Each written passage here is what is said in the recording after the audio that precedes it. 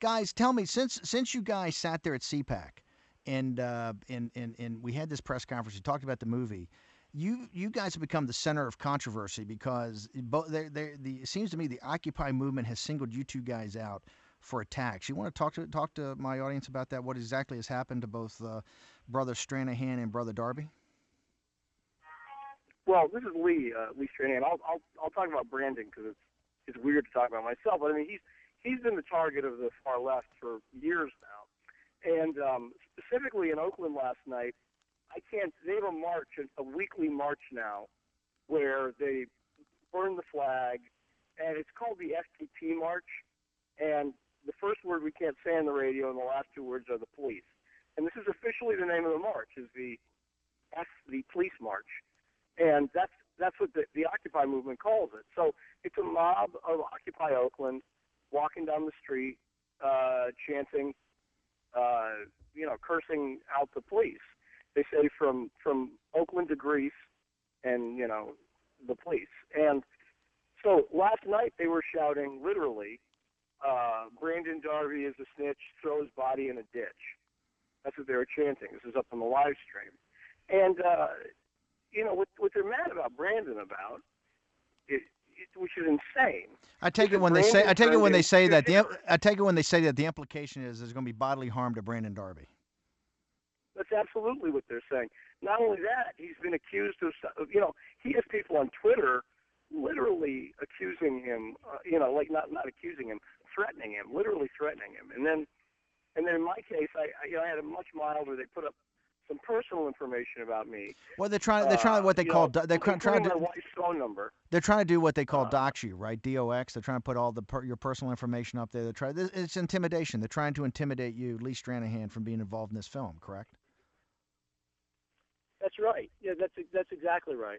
And it's not going to. First off, it's not going to work. But it's also just profoundly anti-American. And this goes to what they were doing at the CPAC, which is, I cannot think of a time, Stephen, when people on the right, Republicans, Democrats, liberals, communists, have conventions and meetings and get-togethers. I can't think of a single case in modern history recently where the Republicans have gone and tried to shut it down. But Lee, I want to talk. Lee, I want to talk about that for a second. About Republicans letting guys speak. I mean, you are actually a videographer for the Huffington Post for a long time.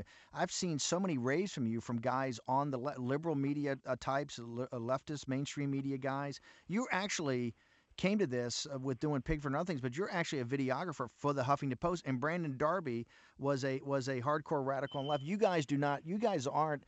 You didn't come through Young Americans for Freedom. You didn't come up through CPAC. You guys are basically what we call guys center-left or leftist that came at this, right? So you see this through a whole different perspective. And are you kind of shocked that people, liberals and people on the left, are trying to shut down, a gathering together just to have discussions, or people putting out a film and talking about issues related to this? They're trying to suppress free speech? I'm not shocked at all. This is Brandon Darby. And no, Steve, I'm not shocked at all. This was, this type of tendency was one of the reasons I left. I began to leave the left. Was this totalitarian tendency where they feel that if someone else that they dehumanize, who has a different worldview and a different opinion than their left of center view, that they have the right to, for any means necessary, to employ any means necessary to shut them down. It's what they did at the 2008 Republican National Convention. And it's what they're doing now. So I personally have tried for years to get conservatives to recognize how dangerous these people are. And then they finally organize all together under the banner of Occupy, and they start to get mainstream support from the President of the United States, from Nancy Pelosi, from the mainstream media. And now we're seeing how dangerous they are. What they did yesterday, after 4 years of horrible character assassination and horrible character attacks and everything bad I've ever done being brought into my face publicly, and then 100 times that things I never did being brought into my face, now that we begin to expose them for their rapes and for their injuries to people and against law enforcement, just then, a few days ago, they start to attack me on Twitter as a rapist. Well, let's talk about that. This goes back to the film, and Lee, you can jump in here. But this goes back. Andrew Breitbart had a confrontation with the thugs at Occupy who tried to shut down and tried to intimidate, and they're used as a weapon of intimidation. They're the new brown shirts. They tried to intimidate the students and the little old ladies that were coming in out of CPAC one day, and Andrew Breitbart went down and called him out on the rapes. And then some of the guys in the mainstream media started mocking Andrew about this whole concept of the rapes, and that we know there's documentation that there were rapes. We're going to go into great detail of that in the film. And then Brandon, what did they start saying about you? I mean, first of all, they put up Lee Stranahan's private information. They put up his wife's cell phone number. Well, They've tried to put his address and all this. They put his family members' names out there and information about them.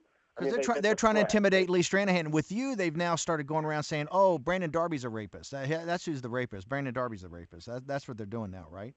Right, and so they figure if they just have enough people say it, never mind that for 4 years of attacking me, that's never come up. Now, all of a sudden, they have hundreds of people on Twitter calling me a rapist, a domestic abuser. I mean, these insane things that has never happened in my life and that I've never been charged with or never been accused of.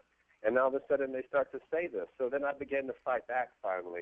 And once I fought back sufficiently, and tens of Twitter followers who are supporters and conservatives and patriots began to fight back, then they put something out on one of their leftist center sites called Democratic Underground, actually complaining about how vicious we were attacking them and trolling them.